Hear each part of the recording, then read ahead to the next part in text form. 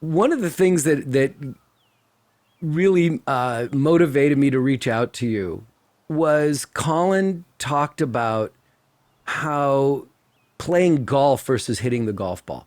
That what you've taught him as his mental coach as well as his swing coach, but just playing each shot. Let's dig into that for a few minutes if we can, because I just loved that concept.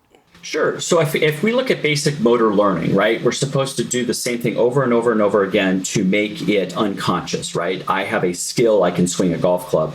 And I think what has been lost in instruction, and I'm blaming my industry right now a little bit, is we think the only way to get that skill is to be on a driving range and hit a 7-iron 100 times, and then tomorrow do it another 100 times, another 100 times. So we now have a golf swing that's repeatable. Of course, motor learning, there's some part of that. Yet golf is not played in a fixed environment like that. So you get people who had beautiful golf swings. All their positions were good. All their TrackMan numbers are good. And then you throw them out in the middle of the golf course where the ball's below their feet in a slight divot with a back right hole location with wind coming in and they're lost. They don't know how to hit golf shots. So Collin and I, and this is not just with Collin, but most of my lessons are on the golf course. So 70% of my golf lessons with Collin from the age of 8 to 18 was on the golf course.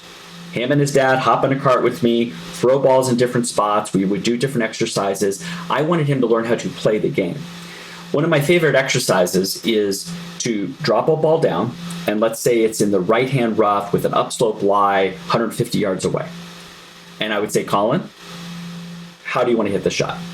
Now, I didn't tell him how to hit the shot. That's where instruction, I think it's right. Oh, you're supposed to do this, this, and this. I wanted him to learn on his own. So he would hit a shot, and then I always gave him a second shot.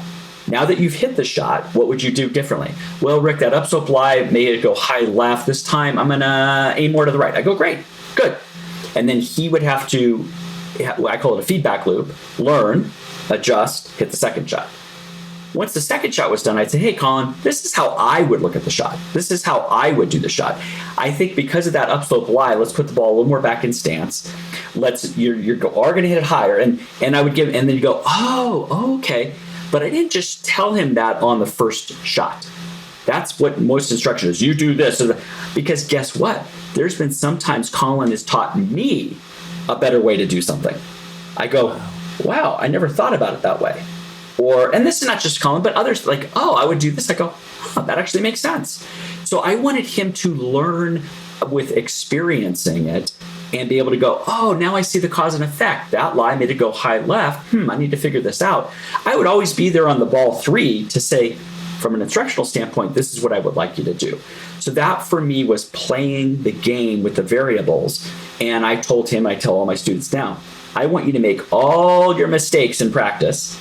So then when you do get into that situation, you know this is the lie is most likely going to do this because you've already experimented. And that's a word I use a lot, not fail. I've experimented. And what variable I change? Maybe I'll change ball position this time. Maybe I'll open the club face. I want somebody to be creative in their problem solving. Instead of, I'm just going to have my perfect positions on the range. Nowadays, I have a big pet peeve of just putting people's swings on Instagram and claiming that is a good golfer. It has nothing to do with it. And then I look up these college players with their beautiful swings and they can't even make their travel team. So I'm not sure if that's what we should be coaching. So you can get me on a rant on that, but that's my basic answer on playing the game is about variables. Golf has more variables than any other sport I know.